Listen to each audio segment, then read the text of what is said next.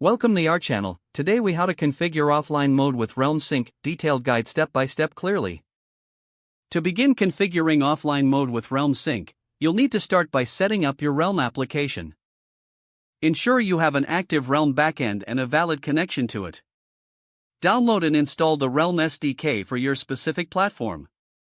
Next, create a new Realm configuration in your application code. Set the sync configuration property to enable synchronization. Specify the sync URL, which should point to your Realm backend.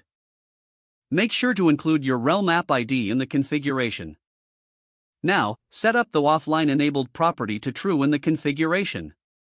This allows your app to operate without an internet connection.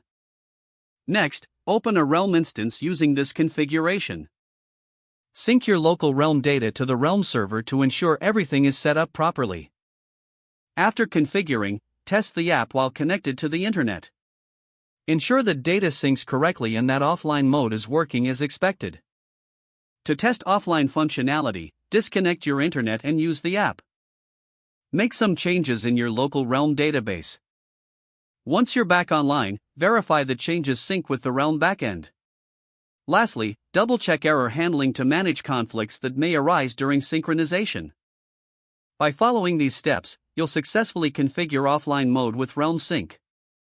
If the page does not load, refresh the browser or try again in a private or incognito window. Make sure you are using the correct email address, then retype it carefully to avoid small typos. If your password is not accepted, use the reset option and create a new strong password you can remember.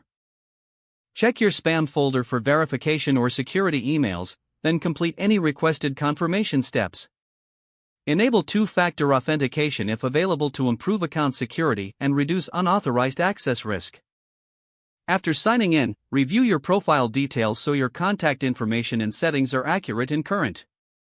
If you see an error message, note it down and try again after restarting your device and internet connection. Log out when you finish, especially on shared devices, to keep your account and payment information secure. If the page does not load, refresh the browser or try again in a private or incognito window. Make sure you are using the correct email address, then retype it carefully to avoid small typos. Don't forget to like this video and subscribe to our channel for more step-by-step tech guides.